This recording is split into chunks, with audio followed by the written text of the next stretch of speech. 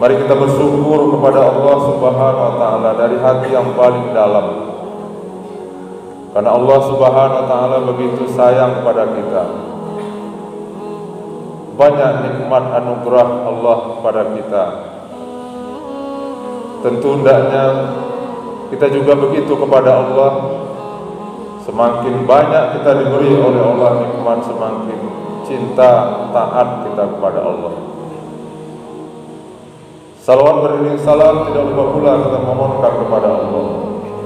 Semoga selalu dicurahkan untuk kekasih Allah, junjungan kita semua, Nabi Muhammad sallallahu alaihi wasallam, yang telah berjuang susah payah menegakkan agama Islam ini dengan para keluarganya, sahabat-sahabatnya.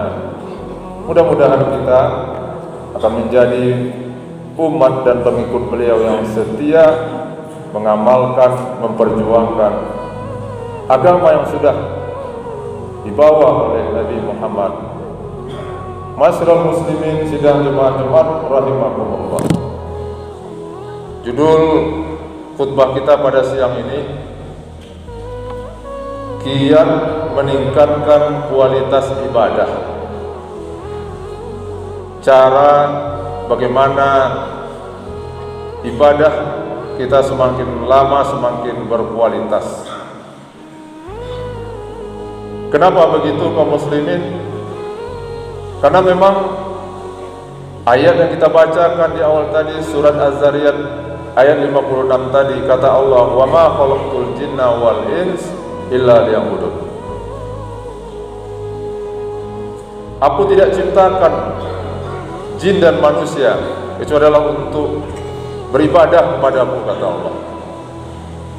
Inilah visi dari kita lahir ke dunia oleh Allah, bahwa kita ke dunia adalah untuk beribadah. Kita beriman, kemudian beribadah atau beramal soleh. Dan ibadah ini pula lah nanti akan menjamin kita. Adapun orang-orang yang beriman, kata Allah, kemudian mereka beramal soleh, falahum jannatul ma'wa, mereka akan masuk surga. Berarti amal atau ibadah itulah merupakan syarat untuk masuk ke dalam surga. Allah yang mengatakan seperti itu. Oleh karena itu kaum muslimin, ibadah ini harus menjadi perhatian bagi kita. Dan ibadah yang dimaksud itu adalah bukan hanya sholat, puasa, haji, zakat saja, tetapi semua aktivitas kita yang kita mulai dengan bismillah, dengan cara-cara yang benar, kemudian kita akhiri dengan alhamdulillah. Tujuannya adalah untuk menambah amal ibadah, mendekatkan diri kita kepada Allah, maka itu ibadah. Lalu bagaimana caranya kaum muslimin supaya kualitas ibadah kita itu meningkat, baik secara kuantitas ataupun secara kualitas? Yang pertama kaum muslimin, agar ibadah kita berkualitas selalu, mohonlah selalu ampun dan bertobat kepada Allah Subhanahu wa Ta'ala. Ini kunci pertama kaum muslimin. Kenapa? Minta ampun kepada Allah dan bertobat kepada Allah merupakan kunci pertama dan utama agar kita semangat meningkat ibadah kita kepada Allah.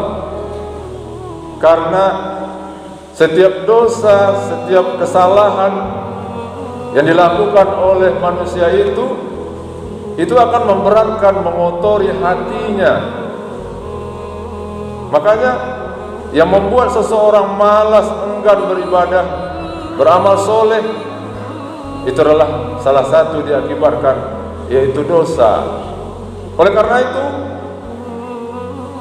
perbanyak minta ampun kepada Allah, perbanyak tobat kepada Allah SWT, karena dosa akan membuat hati menjadi kotor. Dosa akan menghalangi yaitu hidayah dari Allah. Itu makanya Allah SWT memerintah kepada kita, wasari'u ila maghfiratin min rabbikum. Segeralah, kata Allah, jangan ditunggu-tunggu.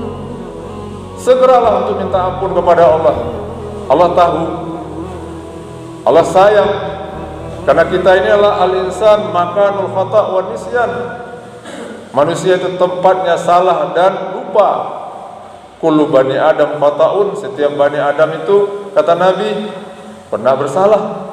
Wa khairul khata'in, sebaik-baik orang yang pernah bersalah berdosa adalah at-tawwabun, minta ampun.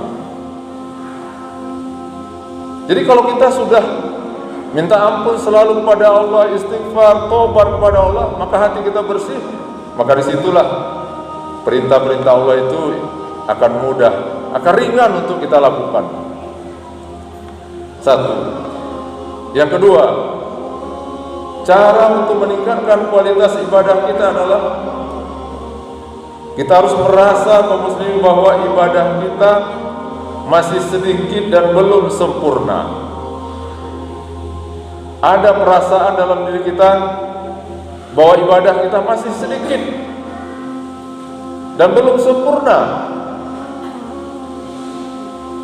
Apabila ada rasa yang seperti ini, pemikiran seperti ini, maka disitulah ada motivasi, ada keinginan untuk menambah ibadah terus, meningkatkan amal soleh terus. Kenapa? Karena kita masih merasa sedikit. Bagaimana caranya supaya kita tahu bahwa ibadah kita itu masih sedikit, belum sempurna? Kata ulama adalah bandingkan ibadah kita dengan orang-orang terdahulu. Bandingkan ibadah kita dengan orang-orang lain yang mereka mungkin lebih banyak ibadahnya daripada kita. Sehingga setelah kita bandingkan itu, maka timbullah keinginan bagi kita, wah ternyata saya ambo masih sekete amal ibadah baru. Sebagai contoh umpamanya, bagaimana caranya supaya kita termotivasi untuk sholat berjemaah ke masjid? Ada seorang tabi'in namanya Ibnu Musayyab, 20 tahun jemaah, dia mendengar azan di dalam masjid. Berarti sebelum waktu sholat masuk dia sudah di dalam masjid. 30 tahun sholat berjemaah, selalu mendapatkan takbiratul ihram imam, berarti tidak pernah masbuk. 40 tahun sholat berjemaah, tidak pernah melihat punggung orang, berarti sholatnya di depan terus. Dan masih banyak contoh-contoh lain yang perlu kita kemukakan, dan semua itu adalah akan menjadi perbandingan bagi kita betapa kita termasuk khatib sendiri masih sedikit ibadah kita. Kalau sudah ada pengakuan rasa bahwa ibadah kita masih sedikit, disitulah kita ada keinginan untuk menambah dan meningkatkan. Itu yang kedua. Yang ketiga, kaum muslimin, agar kualitas ibadah kita meningkat, semangat dalam melaksanakan perintah Allah, takut kita, ada perasaan khawatir jika amal kita tidak diterima oleh Allah SWT dan kita diazab oleh Allah SWT. Ada rasa namanya khauf, ada rasa ketakutan dalam diri kita. Kalau amal kita tidak diterima oleh Allah SWT, kenapa tidak diterima oleh Allah? Mungkin ada pantangan yang kita lakukan. Boleh jadi mungkin seseorang beramal karena orang lain, atau karena menyebut-nyebut dan lain-lain sebagainya, maka amal tidak diterima. Bagaimana seandainya ketika kita dipanggil oleh Allah SWT meninggal dunia, tetapi amal kita zong, amal kita kosong? Apa yang akan kita pertaruhkan di hadapan Allah SWT? Disinilah makanya kita perlu ada rasa kekhawatiran kalau amal kita ada yang tidak terima, sehingga apa? sehingga kita tidak mengandalkan amal yang sudah kita lakukan itu, tapi kita terus menerus melakukan, yaitu ibadah, amal soleh dan segala macamnya. Tapi sebaliknya juga kita ada perasaan namanya raja, ada punya perasaan harap bahwa amal kita juga diterima oleh Allah Subhanahu wa ta'ala. Jadi kaum muslimin, di dalam akidah kita ahlu sunnah wal jamaah ini, setelah kita beramal ibadah, dua yang perlu kita miliki. Pertama, ada rasa khawatir kalau amal kita tidak diterima oleh Allah, tetapi juga ada perasaan harap, optimisme yang tinggi kalau amal kita itu diterima oleh Allah Subhanahu wa taala dan kita dimasukkan oleh Allah ke dalam surganya. Lihatlah Nabi kita kaum muslimin. Nabi Muhammad SAW dijamin oleh Allah masuk surga. Tapi apa yang dilakukan oleh Nabi Muhammad SAW? Nabi terus menerus melakukan ibadah sebanyak-banyaknya, bahkan sampai bengkak kaki Nabi. Kenapa? Karena lama berdirinya sholat malam. Nabi selalu minta ampun kepada Allah. Dalam sehari 75 kali Nabi itu istighfar kepada Allah SWT. Padahal Nabi sudah dijamin oleh Allah masuk surga. Tetapi Nabi mencontohkan kepada kita bahwa apa? Bahwa kita memang perlu memperbanyak ibadah kita. Kemudian yang keempat kaum muslimin, agar ibadah kita meningkat terus, semangat kita meningkat terus, yang keempat, harus ada kemauan kita untuk mempelajari apa sih keutamaan-keutamaan, fadilah-fadilah setiap perintah yang Allah perintahkan kepada kita, yang wajib ataupun yang sunat, itu harus kita pelajari. Tentu apa? Kita datang ke masjid, ke pengajian, ke majelis taklim. Kalau ada wirid kita hadiri. Ya, dengan apa? Dengan begitulah cara kita menambah pengetahuan kita. Karena biasanya kaum muslimin, timbulnya motivasi bagi kita untuk beramal itu adalah manakala kita sudah tahu apa keuntungannya, apa keutamaannya. Sebagai contoh kaum muslimin, dalam hadis Nabi mengatakan, man kharaja min baitihi, barang siapa yang keluar dari rumahnya li sholatin maktubatin, untuk melaksanakan sholat-sholat wajib, wa huwa mutahhiran, dia dalam keadaan berwudu. Bapak, saudara dari rumah tadi berwudu. Lalu apa kata Nabi? Falahu ajrun, maka orang itu akan mendapatkan pahala ka ajri hajin, seperti pahala orang haji.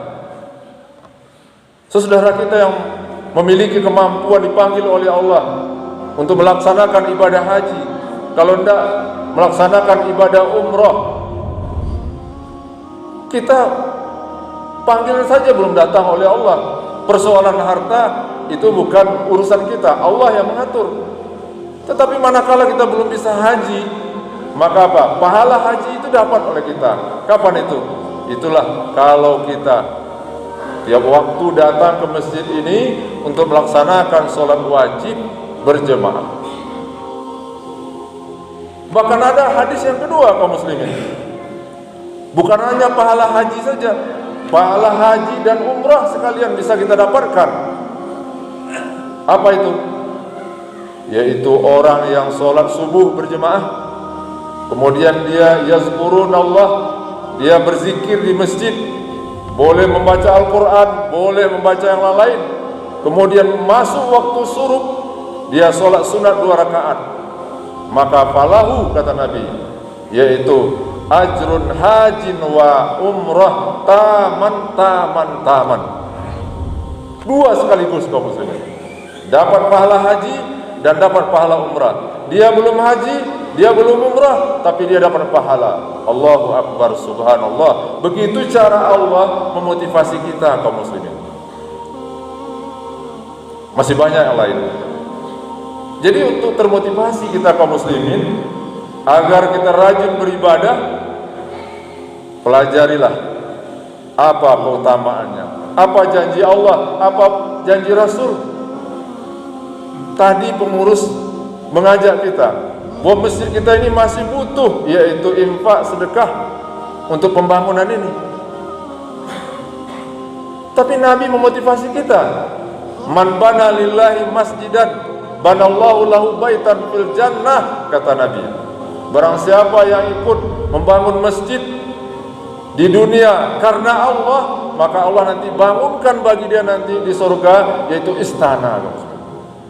Ditanya oleh sahabat, ya Rasulullah, berapa batas minimalnya kami harus menyumbang itu?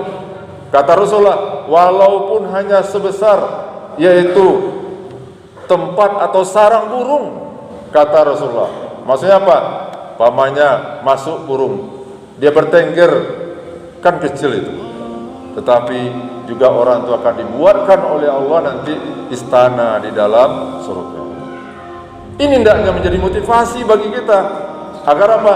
Wa mimma razaqnahum yunfikun, sebahagian dari kami beri, kata Allah, mereka infakkan. Salah satu adalah untuk libina'il masjid, untuk membangun masjid, memakmurkan masjid. Kemudian yang kelima, kaum muslimin, agar kita semangat dalam beribadah, yakinlah kita bahwa kita hidup di dunianya sementara. Kullu nafsin za'iqatul maut, setiap yang bernyawa pasti mati. Mati membawa apa? Tidak membawa harta, tetapi membawa amal. Tapi harta bisa dibawa dengan cara apa? Itulah dengan berinfak, dengan bersedekah dan lain-lainnya. Perasaan bahwa, keyakinan bahwa kita akan berpindah dari dunia ke alam barzakh, ke akhirat nanti, insya Allah pasti ini akan memotivasi, mendorong seseorang bahwa dia harus beribadah kepada Allah Subhanahu wa Ta'ala. Kenapa? Karena untuk berpindah, pergi menghadapi alam barzakh atau alam akhirat itu butuh persiapan, kaum muslimin, butuh amal. Di dunia ini saja kita butuh persiapan. Mungkin bapak, angku, saudara sudah punya pengalaman semuanya.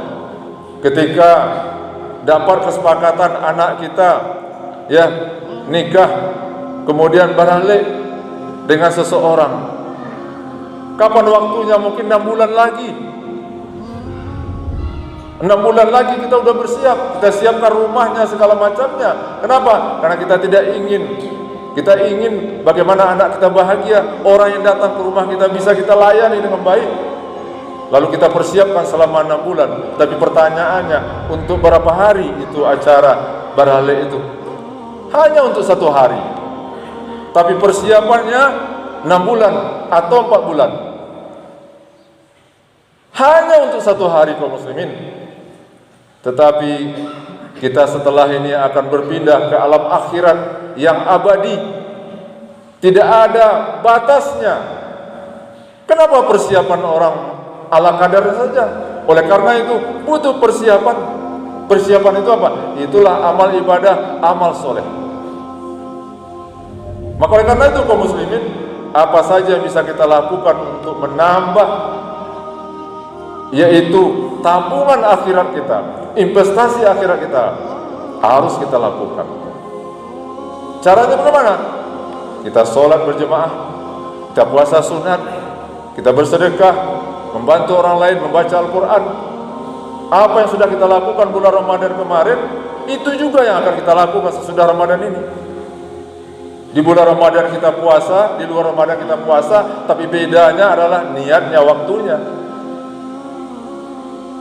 Bahkan kalau kita berpuasa di luar bulan Ramadan, pahalanya tidak kalah dengan puasa bulan Ramadan.